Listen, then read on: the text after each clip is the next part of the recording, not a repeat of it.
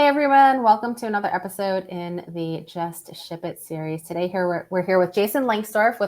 I hear your name everywhere and all the time, in all my conversations, they're like, oh, but what about Jason? He does this thing. So you have so many people that look up to you and just like love what you do for the internet and the web. So thank you. But for those who don't know you, I guess tell us a little bit about who you are and what you do. Yeah, I am I don't know, a niche micro celebrity on the internet in the field of, I don't know. So I make content about web dev and mostly around like dev tools and how to be more productive as a web dev. And I've been doing that full time since the beginning of 2023. Prior to that, I worked at Netlify as a developer experience engineer and later the VP of developer experience. I worked at Gatsby, at IBM. I've run an agency. So I've been in web dev for like 20 years now. And I just like it. It's fun to build stuff for the internet. And I also have a performance background. So I like sharing stuff with people. So that's why I make silly videos about code on YouTube. Yes, which are beloved in our industry. So, you weren't always the Jason we know and love today. So when you started, how did you gain a following? I think I got here by consistency and not really by design. Like I've only been a whatever you want to call me, an influencer, probably since I started at Netlify. So in 2019. So prior to that, I always worked as a full-time engineer, and I got my start by I was building something for my agency way back in the day, and somebody at a local meetup asked me if I would show them how to do it. So I gave a talk, and that was really fun. And it reminded me of being in a band and being on stage. So I was like, I should do that more. And then I got an opportunity to speak at a conference, and that was amazing. And then I just cold emailed Chris Coyer one day, and I was like, could I write an article for CSS Tricks? And this was back in the day before it was just Chris at that point. And he was like, well, I don't really pay for articles or anything. I was like, that's okay. I just want to write. And he was like, cool, yeah, let's do it. And so I wrote an article, and it was popular, and that led to a book deal. And that, it just kind of it was like ways for me to create and build stuff. And the more I did, the more it was fun. And I never had like a big following. I don't think it was like until I got to Netlify, I think I was below or just barely at 10,000 followers on Twitter. And so it was really like when Sarah Drasner hired me at Netlify, that was sort of when I saw the like big growth in my social media profile. And having like Sarah Drasner and Cassidy Williams on your team doesn't hurt with your visibility, Yeah, no, I think that's great. I feel like I don't know if I knew you like before Gatsby or like right before you transitioned to Gatsby, maybe. But I think we met were you at the GraphQL Summit? Because there was a GraphQL Summit where I was on the speaking conference for the first time when I was at IBM. And that was really like IBM was sort of where I transitioned into the headspace of DevRel, because I'd built something internally and it was GraphQL based, which is how I got at the GraphQL Summit. But I had started this sort of like internal DevRel at IBM where I was going around training teams and trying to teach other folks how to use this new tech. And I really, really liked it. And so that was what sort of led me to reach further out and like teach dev tools to the community more so than I'd been doing. And then when I went to Gatsby, they didn't hire me as DevRel, but it's sort of where I landed, because the company was so small at the time that it was sort of like everybody came in to do what was needful. And what I noticed was that Gatsby needed someone to take care of the community. Yeah. So, when you first started, because it sounds like you've been doing this for a while, getting like 15 views on YouTube, like, was that, everybody starts somewhere, right? Yeah. I mean, it's metrics are hard because like I always look at my metrics because I want to understand if something is landing, if people enjoy it, if I have touched a nerve that is something that people really want to talk about. Like I do want to know that stuff. So it's not like I used to not have analytics on my website and I would just ignore it all. I was like, it doesn't matter. And then I realized it does matter, but it doesn't matter as much as we're maybe led to believe. And so for me, I try to just steer into this, the creation aspect of things, because the deep reward for me is making something that I'm proud of and that hopefully helps at least one person. And so I think a lot of it as like, I learned a thing, I'm excited, I think you would like this thing, so here it is. And if that tends to resonate with a lot of people, that's amazing. And the more often it goes broader, the more people it helps and the better it feels. But even if just one person says like, dang, you just kind of changed the way I work because I didn't know that before, that's worth it. Like it's such a cool feeling and such a great, it just feels so good when you make something, then somebody else goes, my life just got better because of that thing you made. Yeah. And creation in general is just is something I've always loved. I've always been a little bit of a ham. I like being on stage. I like sharing. I like making people laugh. And if that's what I can do in this industry, because I'm also not a very good specialist. Like it's really hard for me to sit and focus on like one area of expertise. So the teacher or creator side allows me to be a generalist in a way that I think maximizes the impact I can have. And I also, I think part of it is just finding where you fit in a space. What's the value you provide and what's the value that you get, and how do you maximize both of those? And I think that's sort of what lands me here. So all that is to say that like when I first started doing this, the reward was very intrinsic. I made a thing I'm proud of. And as I got a following, it became intrinsic and extrinsic. I made a thing that I'm proud of and people are noticing, and that feels good. So it started as like the reward is the thing, and now there's a little bit more of an external feedback loop as well as the following, as the number of people who interact with it goes up. I think that's, definitely a trend that I see with people who, we look up to, right? It's like you start because you want to do it for yourself. You start because you care about solving a need or doing something that you're really passionate about. And then, okay, because you're passionate about it, you care about it, some people notice, and then, life gets better in a sense, right? It's kind of like you're in a band and, you play at all the dive bars, even when there's like 5 people playing pool, and felt so great to get together with the band and you work so hard on it. And then, now all of a sudden you're playing at rock concerts and life is amazing or crazy, either way. Yeah.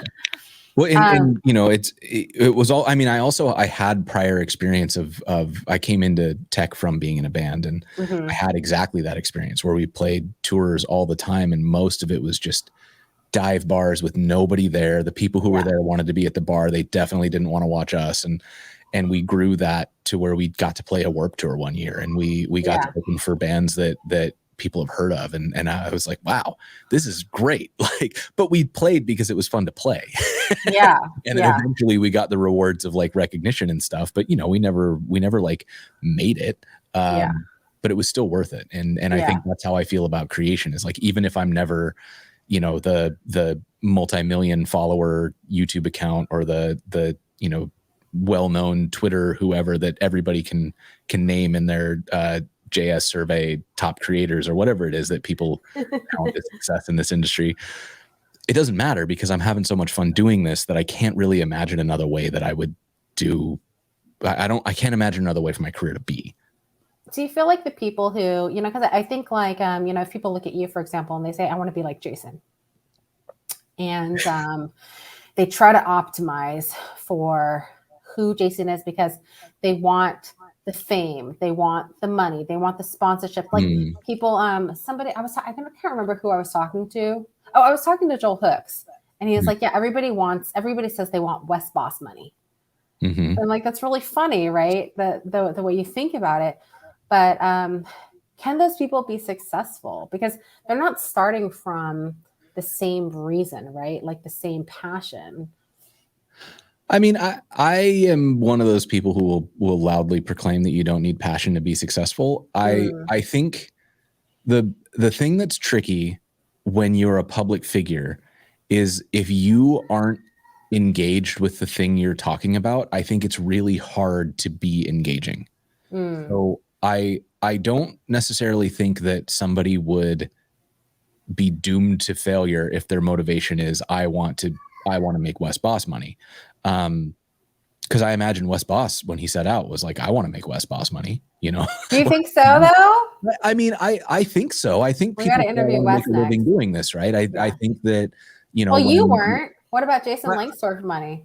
I mean, I definitely wanted to make a career out of it. Like I wanted to make things, and if there was a way that I could get paid to do it. What I think is tricky though is when people say like, I'm going to make money doing this, and I'm starting today with 0 followers, and this is the only thing I'm going to do, and I have to make money. That I think skews the incentives.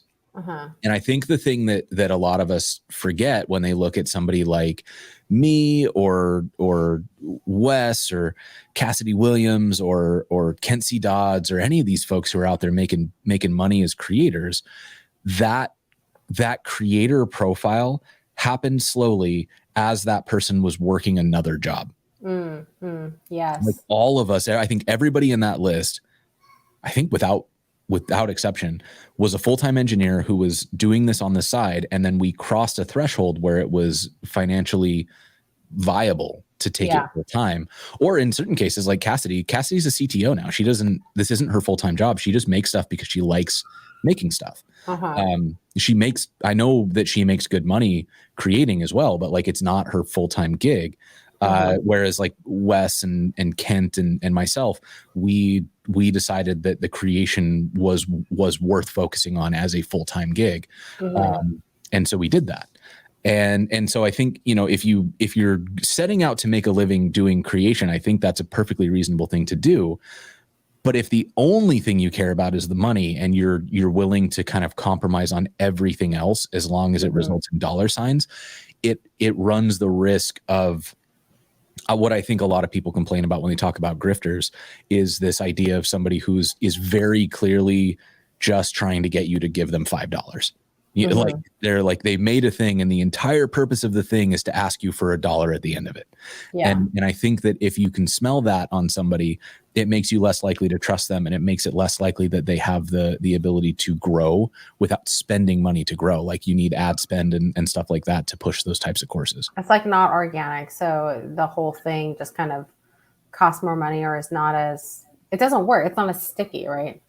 Yeah, it sort of becomes the multi-level marketing scheme where somebody says like, if you want to be like, I'm going to sell you a course on how to be a content creator, how to be a DevRel or whatever it is, and then they don't do that job. They're just selling you a course on how to make that thing, and what they're doing isn't actually teaching you to be a DevRel. They're teaching you how to know enough to sell a course on how to be a DevRel. So it sort of becomes this like chain of people who learned from other people how to make courses to teach other people, and at some point you run out of audience members, right?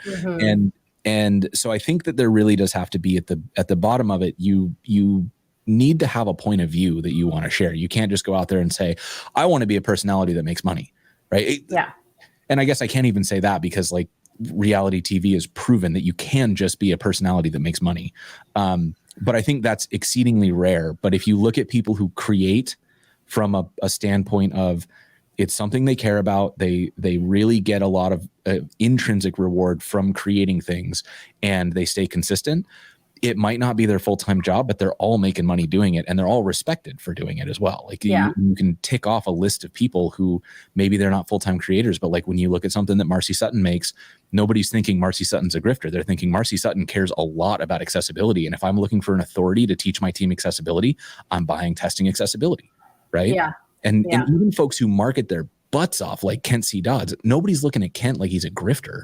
Kent has clearly done the work, right? Right? And so I think that you can be very lucrative in this position, and you can make that your goal. Like you can set out to say, I'm going to be a full-time paid creator, but it can't be the only thing, or people are going to notice, I think, and that's going to throw up a significant roadblock to your ability to succeed. Okay, so I want to talk a little bit more about leaving your job. But before that, I want to go ahead and give a shout out to our sponsor, which is my company, this Labs, especially my team who lets me have these conversations with people and do what I want to do what I'm passionate about, because without them, I wouldn't be able to.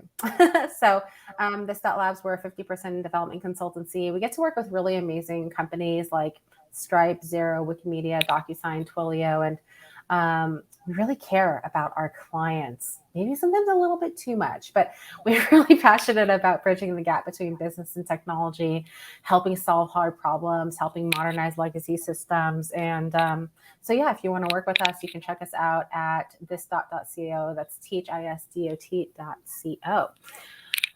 So I want to talk about, you said this thing, which really jumps out at me, which is this idea that everybody that you mentioned on that list did it because did it as they were doing another full-time job.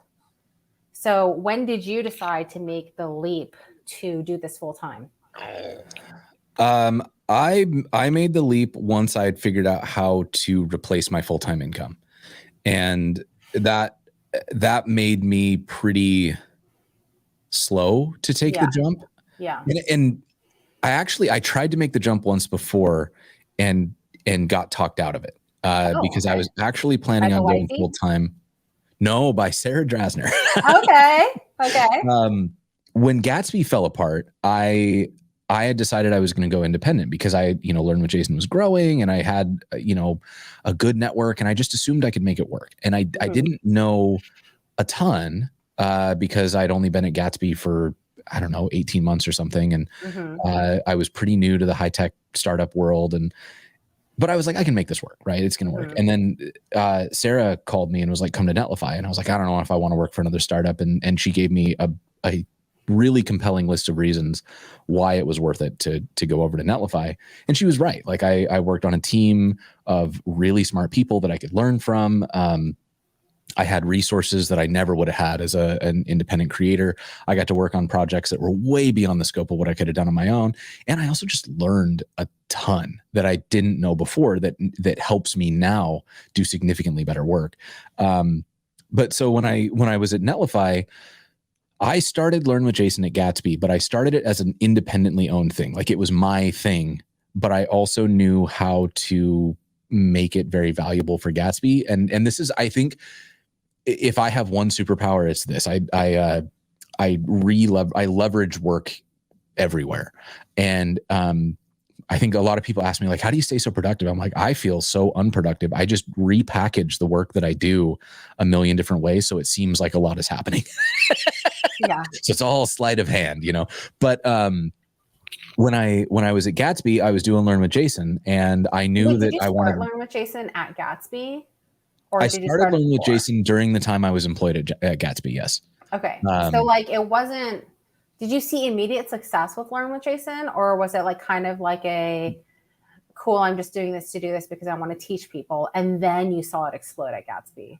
It was actually a way for me to try to multi-leverage my time. This has kind of been a pattern for me is like, I have a problem. How do I solve this in a way that lets me tick 5 boxes instead of 1? And so one of the challenges that we had at Gatsby was we had this really active community. They had 1 million questions. We had new technology that was kind of challenging. We were introducing all this stuff where people had to learn how to think about data and file systems in GraphQL, which was a weird choice that people had to build a mental model for. And that just led to all these moments where, as the person who was the de facto DevRel, I spent a lot of time answering those questions. And it was usually in a one-to-one format, an email, a DM, or something like that. And there were all these things that we wanted to do that I didn't have time to do. Like we wanted to learn how to integrate with Amplify, right? So that we could show how to deploy Gatsby on Amplify and stuff like that. So actually the first episode of Learn with Jason was, I didn't have time to go build it. So I called Nader Dabit when he was at Amplify. And I was like, Nader, would you be willing to get on a Zoom call with me? And I'll just go live on Twitch and you show me how to deploy a Gatsby site on Amplify. And he was like, yeah, sure. Why not? Let's try it. And so it was the first episode of Learn with Jason was me and Nader. And it was just because I needed to do that thing. And I figured rather than DMing somebody the details that I learned from Nader, if I just recorded it, I could send them to the recording. And if I did it live, there was a chance for people to come in and ask questions and stuff. And I didn't actually realize that that was the format of Learn with Jason at the time. What I thought was happening was we were like using it as Q&A time. And I tried a bunch of stuff. I streamed internal team meetings. I streamed all sorts of things, and they were all bad ideas. And then I also did a couple where I had like earlier career devs who had questions. I would bring them on the show, and then I would teach them how to do things on Gatsby live. And I thought that was going to be the hit because I was like, oh yeah, people love beginner focused content and all that. And then I realized that the power dynamics were all screwed up because I was taking somebody who had already been uncomfortable because they didn't quite understand something. And then they were asking me for help. And I was saying, I'll give you help, but only if you do it live. And so I didn't like that. So I stopped that and I switched it over where I was the learner. And so sometimes I have to pretend I don't know something, but most of the time I truly don't know something. And we bring an expert on. So we highlight the intelligence of the guest. And I get to ask all the beginner questions and sort of be the conduit for any audience questions so that we make sure that we're covering how the tech works and how everything's fit together. But that came out of like this mountain of work I had at Gatsby. And then when I left Gatsby, I was careful to make sure that Learn with Jason was under my control and not a company vehicle. So I was going to take that solo then. But when Netlify approached me, they were like, well, we'll give you the leeway to run Learn with Jason as part of your duties at Netlify. And so they basically hired me to do the show as part of my job at Netlify, which meant that I was still working 40 hours. I wasn't doing like Netlify work and also this thing on the side. I was just working a 40-hour job. And then again, that's part of that multi-leveraging. Like anything that can be deployed on Netlify is fair game that helps Netlify. And because Netlify is just a place to host stuff on the internet, just about everything out there was fair game as a topic. And it let me steer into my generalism. Like I love playing with things and learning new things. And so being able to bring on just about anybody from the community to learn just about anything about the web, as long as we deploy it on Netlify, that was like a dream job. Right. Yeah. And as it grew and as I saw more success, I found ways like, there's some sponsorship opportunities. There's some companies that, they really want to teach, but I don't think, like I probably wouldn't bring them on like more than once, but they want to come on and teach 3 or 4 things. And I was like, well, you could pay for your second and beyond episodes. And they were like, oh yeah, no problem. And I was like, oh wait, there's a business model here. It could actually work. And so it turned into this thing where all of a sudden I was like, okay, if I go solo, my income is 90% replaced like on day one. And I haven't even explored other things that I could do. Since going independent, I now will make like a full tutorial for somebody, which is originally I wouldn't have done that while I was employed for somebody else. But now it's like, okay, I'm like a DevRel for hire. If you need somebody to go in and use your tool and give you some feedback on the API and like teach somebody how to do it, you can hire me to do that. And that's a paid service that I offer. And now with like, once I launched that, my income is not only replaced, but replaced enough that my wife quit her job too. Yeah. Okay. So replacing so it's like, let's take $100,000 as a marker, right? So you're making $100,000 at Netlify, and then you were doing Learn with Jason, and then you're making $100,000 with Learn with Jason, which is when you decided, okay, well that replaces my Netlify income, so I'm going to quit my job. But then you lost $100,000. Yes, except I had previously been taking all of the money from Learn with Jason and fully reinvesting it into Learn with Jason. So I spent almost everything that came in from Learn with Jason on stuff like these big ridiculous lights that I have and this amazing audio chain that I have and all of that stuff. So I basically just bought studio gear to make the show as high quality as possible. So when I went full time, I stopped buying as much studio gear, and it was like all of a sudden my income was the same as it was before. Okay, got it. Makes sense. So you're doing all that building, right? At Netlify. But I mean, you're in such a unique situation because I would feel like most employers that, like going to your employer and saying, hey, I want to do this, and this is going to be my IP XYZ. Like usually that's a no, right? I mean, So, and this is where I think I have to, like, I've got a lot of survivorship bias in how I got to where I am. And so with a big caveat that, like, I don't know how this works in other companies. I only know what I was able to advocate for. Well, you had some good conversations. That's what I'm like. You didn't just do it. No. It was super straightforward. Like, as part of the interview, I was like, this is my show. I'm going to do this. What about Gatsby though? So at Gatsby, it was the same thing. Like, I mean, Gatsby was not super well organized. So it wasn't like there was no policy, right? So I basically got to write the policy and they were cool with it. And it worked out well because Gatsby ended up having some really talented people who probably wouldn't have been there had they had to give up their ability to, like, make side income. Because that's such a big miss in my mind that companies have, where they get really weird about side income. It's like, if somebody wants to make side income, let them do it while they work for you, because otherwise they're just going to quit. Like, get the value while they want to be there, right? Like, if you're worried that somebody's going to make more money and leave, either don't, like, it doesn't make any sense at all. And it's also like, if somebody wants to go out and teach your stuff and they can make a little, like, extra spending money by doing that, isn't that kind of an everybody wins situation? Yeah. I don't know. I hear these stories about companies that are like, oh yeah, we won't let our dev advocates make courses where they'd get paid because that's a conflict of interest. It's like, how is that they're teaching your software? Yeah. I think it's like an IP thing though. I think it's probably like, like ownership but I think it's different with DevRel, right? It's like, if you're doing DevRel and you're doing DevRel things versus, like, if you're a developer or you're, I guess sales, maybe you're trying to increase sales or whatever, but, like, if you're a developer and you're trying to do that, is it, I don't know. I don't know. I you guess had a good path. In my mind, if I have a tool, and, like as an example, we'll pick one of these dev tools, right? So we've got PlanetScale, right? PlanetScale is a database. They charge for that database. They've got a lot of people who work for them. If one of their developers who works on PlanetScale were to go make a course on Egghead or Front End Masters that teaches developers how to use PlanetScale, it doesn't matter if that developer got paid on the side, because they did it on their free time. Yes. And you, as PlanetScale, make more money for that course being out there because it's more people advocating for using your service and educating people on how to use that service. Yeah. So there's really no loser here. Yeah.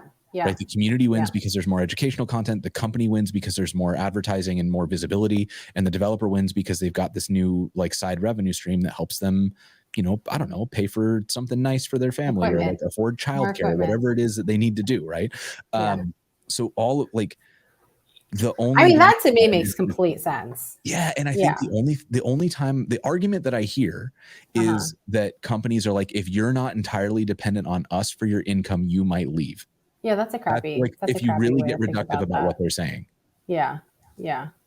Yeah. That's definitely a yucky way to think about it. But for those of you who want to be Jason, talk to your employer before you start these things, or consult other folks on the internet, on Twitter, maybe slide into Jason's DMs on strategy or whatever, because but you can do it too. So, but I love that because, I think, I've been in the startup world for so long, and it terrifies me when people say, okay, well, I'm about to quit my job because I can't make this startup successful, and I need to quit my job in order to do this full time to have focus. And I'm thinking, if you can't make this successful, and you have a family and you have a 3-month runway, like, there's no possible, maybe some, but it's like, you can't, you just don't know how it's going to go. Right. So it's really scary. Yeah. I think any jump without a safety net is more than I'm willing to make personally. I knew, like, when I left Netlify, my wife was also working, and we had enough in savings that it was kind of like, okay, even if you leave and this Learn with Jason thing, all the sponsorship and everything that you're doing right now dries up, we can survive on my wife's income and the savings for like 6 months before I'd have to get a job. And so it was like, okay, we're pretty sure that my income is replaced, because we had, that's where it was. And there was always an opportunity that people could just immediately drop me if I wasn't at Netlify anymore. Right. But we're pretty sure they won't. So let's try this. And, like, there were 3 layers of fallback there. Yeah. I wouldn't have done it if I hadn't been at 90% of my Netlify salary.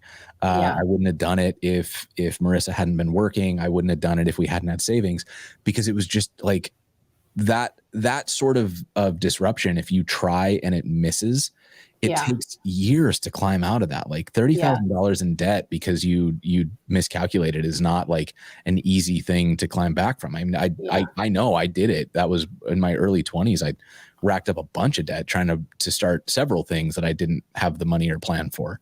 And so now, as a, you know, I don't have kids. I don't have dependents. It's just me and my wife. But like the two of us, even then, it's like, I don't want to put any of that at risk. It's just, I jump when I'm sure. And so, you know, my mom thinks I'm very risk tolerant, but like, I'm not a risk tolerant person. I very much like have a plan and a backup plan before I do anything. My mom, even after, you know, I had fundraised and everything with my first startup, you know, I think like 4 or 5 years in, she's like, when are you going to get a real job? And I was thinking, oh my gosh, kill me now. It's like my mom does the same thing where, you know, it's been years of me being like remote worker and had an agency and all that stuff. And she's always like, are you okay financially? You need us to send you any money? I'm like, Mom, come on. I mean, sure. No, but yeah. No, I love that. And I love that mentality too. So you don't have to, and I think a lot of people do look at, you know, people who are creators and influencers on the internet and say like, oh, I just got to do this full time. And, you know, the reality is that's not how y'all got there, or not how a lot of people got there.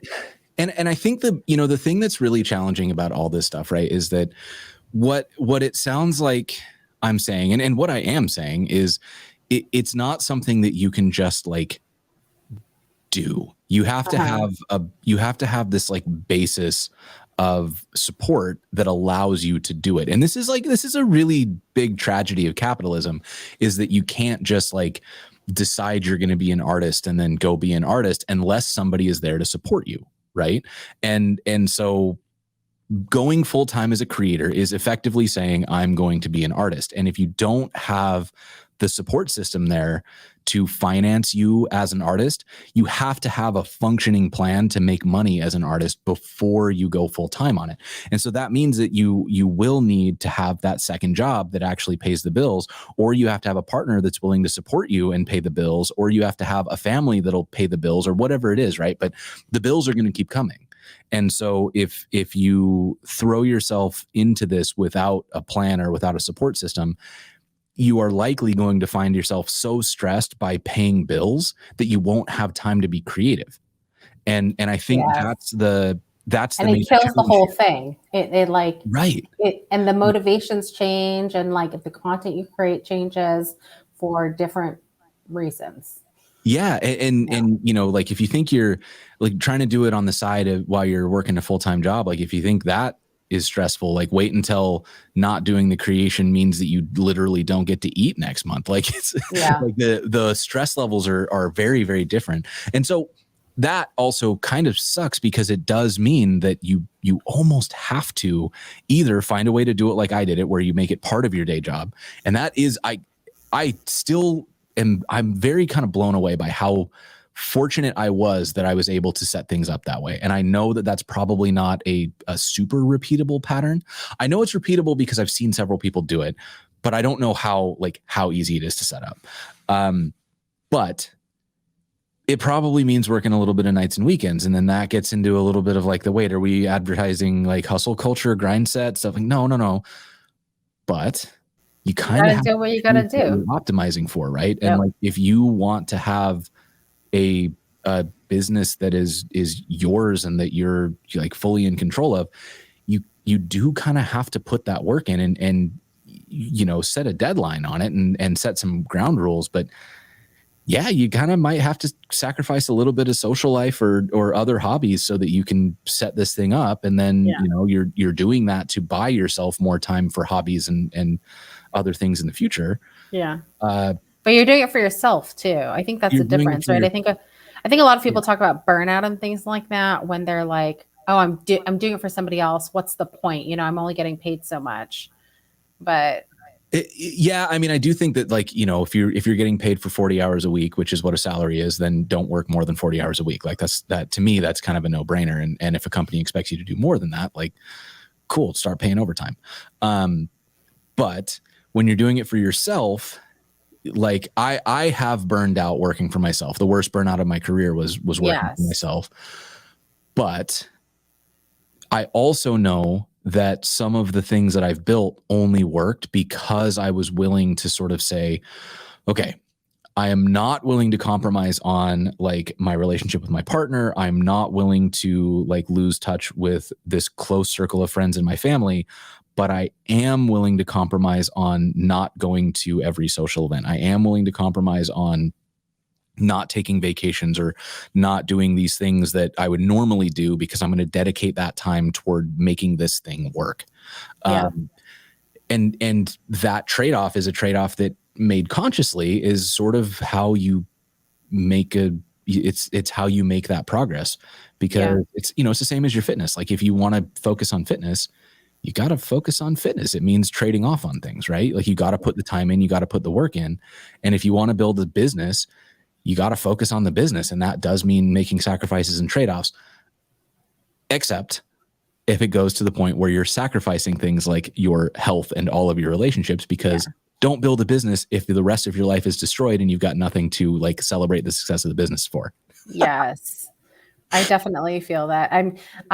Which, I mean, I'm married now and I'm happy and I'm really happy for who I am in my journey. But I mean, I still remember my first startup, right? I'm just grinding and grinding, going to bed at 2 a.m., like the business is growing like crazy. We went from 15 to 250 in less than a year, people.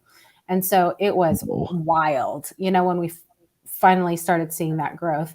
And, wake up at 7 a.m. for meetings and having to be on. And, I did that for many years and I was engaged. And then like all of a sudden I'm ready to like wake up and start doing my, planning a wedding. And my fiance at the time was like, well, I don't want to get married anymore. I'm like, well, okay, bye. Yeah. But I mean, what did I do? Right. Like I basically was dead to him as a person, Right. and, I mean, that's life, but, don't sacrifice what you don't want to sacrifice. That's such a big core of it is like, why are you trying to get to this next thing? And if the reason you're doing it is for your family, and in order to get there, you have to never see your family for 20 years. Like, is that the right, is that like, are you going to be happy about, are they going to be happy about that? Is anybody going to enjoy that success? And I think, I mean, I would hazard that the answer is no. Yes, that's so true. Like I'm writing this DevRel book right now, which I loved interviewing you for. And, it's like, I had to spend 12 hours on Saturday and Sunday. So 24 hours this weekend to just get through some stuff, and I had to sacrifice. I hate sacrificing time away from my child. But I felt like I was able to balance it enough to where I was like, okay, fine. I can do this for like a few weekends and I can do it like one weekend day, and half the time he's sleeping. So that's okay. But, again, it's like if you're not happy with the sacrifices you're making to get you to where you want to be, then, maybe you should rethink your decisions. Right. But anyways, I had so much fun talking to you. Where do we find you? The easiest way to find me is at learnwithjason.dev. You can also find a big collection of my links at jason.energy/links. Nice. And you do so much really cool stuff. So I think it's great. I don't think a lot of companies know that they can like sponsor your stuff, but that's a great option. So yes, I make, like, I do a lot of collaboration with companies, and if you have a company, I would love to work with you, especially if you're in the dev tool space. So please do hit me up. I hope easy to find. Yes.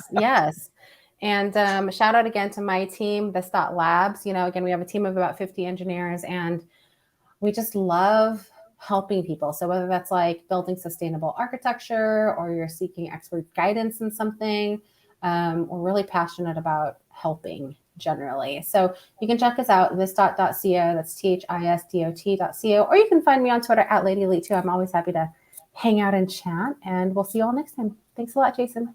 Thanks for having me.